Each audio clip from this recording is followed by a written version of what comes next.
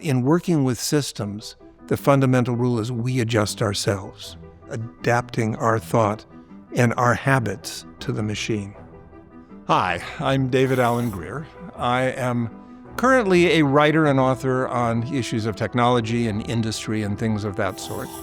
I am the author of the book When Computers Were Human, and also the book Crowdsourcing for Dummies, among others.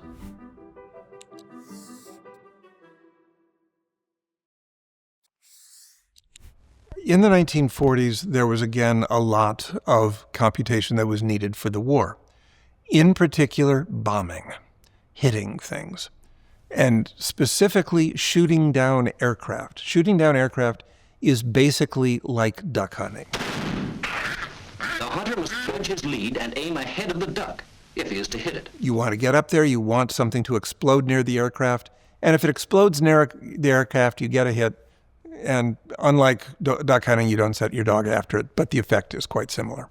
But because of the great altitude and speed of a bomber, the anti-aircraft gunner cannot rely on dead reckoning. His leading must be a careful mathematical calculation. That's a hard mathematical problem because you've got a moving aircraft, you've got a gun that is probably moving on a ship, or if it's on fixed land, it's swinging, it's moving back and forth. You're computing part of an arc, which makes it harder. They had methods from the First World War where they could estimate what the whole curve looked like, but they were hitting something on the ground or a ship that was fixed. And that was easier. Shooting things down out of the air is tough, and getting where you want your shell to explode is tough. What was then the Army Air Corps invested a lot of money in figuring out how to do that, and in particular at the University of Pennsylvania. They employed a couple machines that had been built there to simplify it and just produce reams and reams and reams of data that were taken to another site and reduced into instructions that you could give to pilots, to gunners, and other soldiers. The group in Philadelphia, in working with their machine, which was what we now call an analog machine. It used amplifiers and tubes to draw an arc that could have been drawn on a screen. It was usually drawn on a piece of paper. One of their number realized that you could do it more generally by doing the actual calculations. You could draw the curve by stepping along the line, and from that you could do more than just do the curve for a shell. There are other problems that you could solve with it. They pitched this to the Army and set up a process to build this machine. And this is a key moment in American computing history. This machine, which would get the name ENIAC, Electronic Numerical Integrator and Calculator, was a very direct precursor of the modern computer. And it operated in a substantially different way, but nonetheless, a very large number, the first generation of computer engineers got their training on that machine. And by first generation, I mean really the next 8 to 10 years. In doing that, one of the leaders was a mathematician from the University of Michigan, Herman Goldstein. And he, on one of the train stations around Philly, noticed a scientist that he knew from Princeton named John von Neumann. Von Neumann was at the Institute for Advanced Study, which is a institution of higher ed that has no students, takes no tuition, gets famous people to come and just think. Einstein was one of the people there. He went up and introduced himself, said he was working on calculations, and von Neumann said he was very interested. Could he come and look? Von Neumann was a mathematician, very skilled, could very quickly grasp ideas. He had been interested in calculation for a long, long time and had studied some of the computing groups, particularly the one in London that was doing the Nautical Almanac. And with the leader of that group, the two of them had sat down and worked out things that were really the precursor of what a program would look like. What did it mean to program a device? How did you systematize calculation to a set of instructions that would always be performed the same way? Von Neumann goes to visit the ENIAC, which is at the University of Pennsylvania, and gets very excited about it and starts thinking about how to expand it and develop it, and wrote a report that has since remained the controversial beginning of the computing age, because it defined what a modern computer was, and it left off the names of all the people who had been working on the ENIAC. Von Neumann abstracted what had been done there, and it dawned on him that the machine that they were really trying to build, not the one that they were building, but the one that had the most flexibility and the most ability to do things, had three elements. It had a place where you could store numbers, a scratch pad, if you will, memory that we now know it. It would have a processing unit. Didn't describe what that processing unit did. At the time, it was generally assumed that it did addition, but it could do other things. It could do the other arithmetic operations, or it could do other operations still. And that there was a third element in it, and that was a program decoder. That is to say, something that would read signals from the memory, figure out what those signals meant, and send them either back to the memory or send them to the processing device to do some activity. These three elements in multiple forms are part of every single computer we have today. Some do arithmetic, but not all of them. Some of them do just various forms of symbol processing. Some do a variety of other things. But having an instruction decoder, a memory, and a processor is part of everything. The key piece of research that laid the foundation for the internet was the work on Arpanet. There's a lot of work out there that's done, but the first systematic network that was built using the principles of sharing lines, of splitting them up, was indeed the Arpanet. And the people who worked on that then turn around and eventually work on the internet. And the ideas that they work are clearly the internet builds on the ideas that they put together for the Arpanet. It connected a group of computer research sites that were at primarily major universities. It was funded by the Department of Defense. One of the things that that department wanted to do was to build computer science into a recognizable discipline. At the time, it was not. There were very few places you could study it. In the few you could, you were considered to be studying a form of electrical engineering. My early study of it, which was from that period a little bit later, I studied mathematics because I couldn't study it. I had a father who was in computing, which gave me access to lots of stuff to learn it, but I still couldn't study it. Their goal was to build a community. And in that goal, a whole lot of other things came out that were unspoken or sometimes very actively spoken about what communication should do. The first was that there was always going to be a human-to-human element. Email was not the first application. It was probably the third.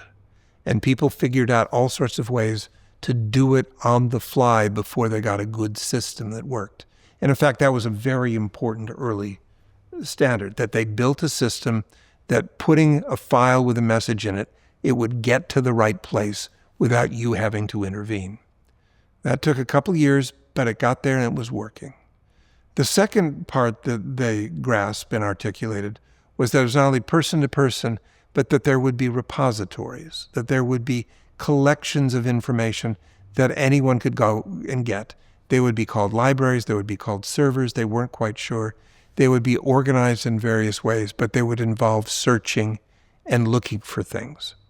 And that concept of searching is crucial, and we have entirely forgotten that it is. It's one thing to have access to everything and everybody. It's another thing to find the person you want and get that little bit of information that you're hoping to use. Searching was an early computer problem.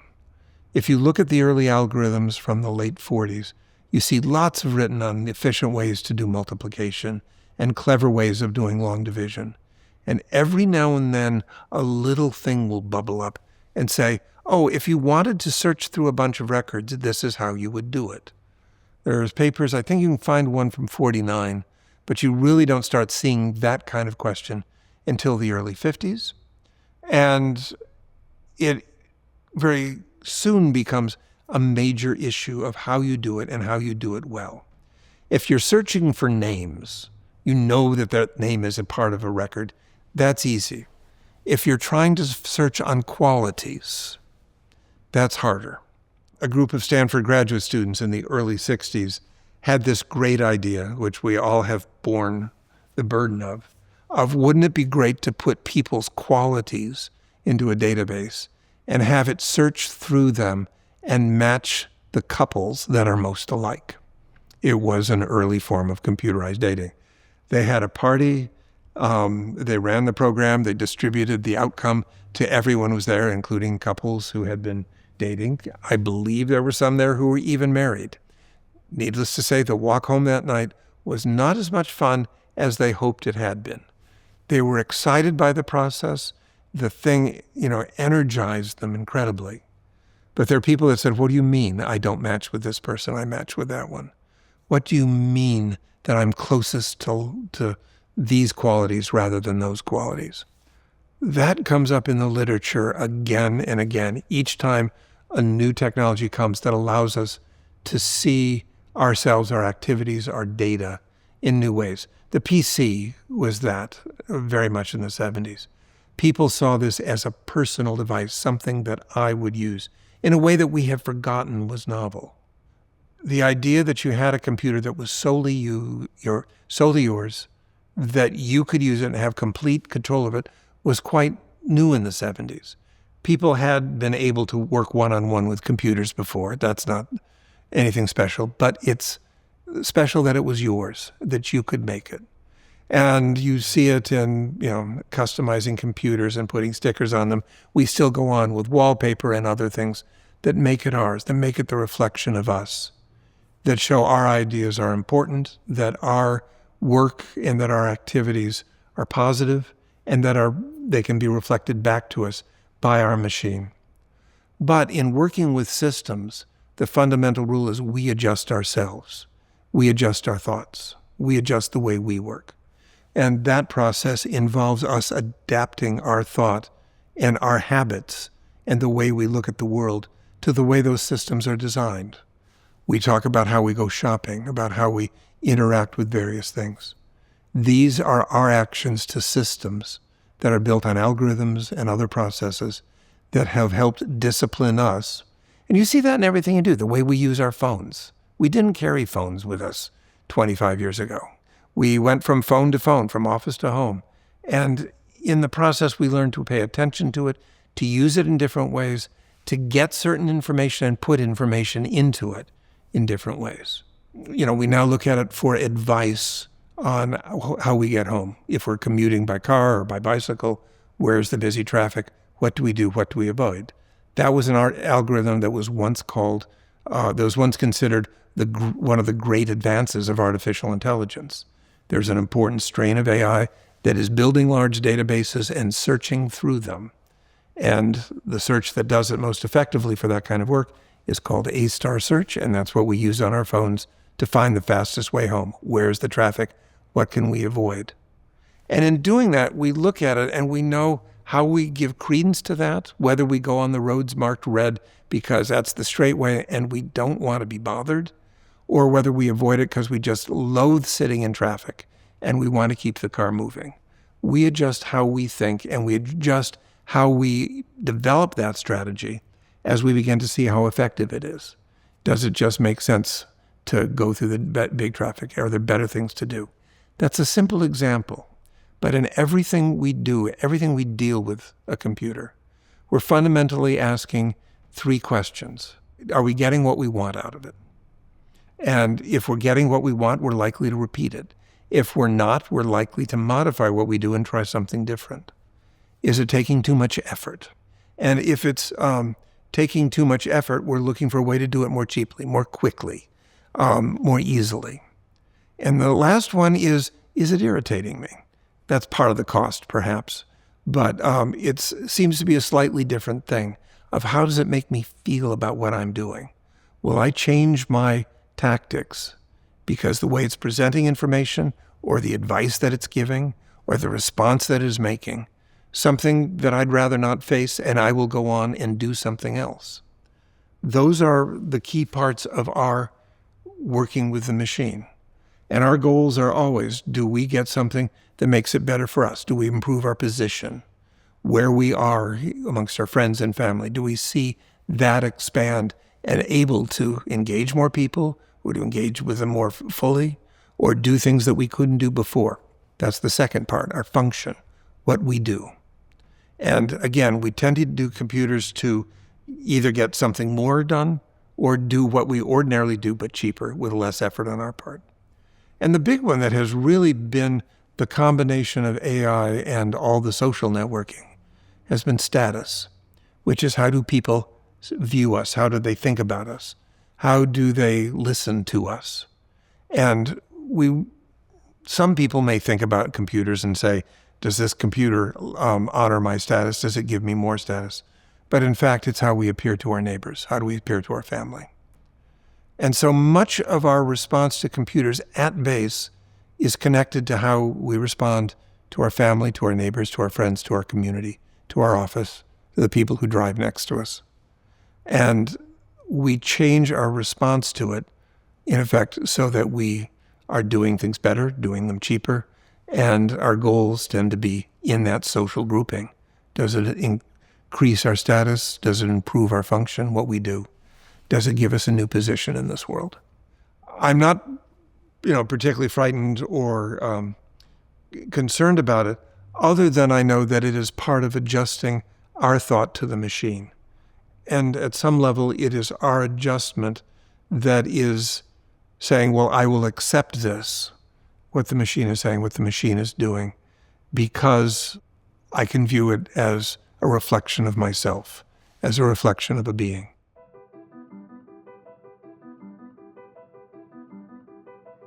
Want to support the channel? Join the Big Think members community where you get access to videos early, ad-free.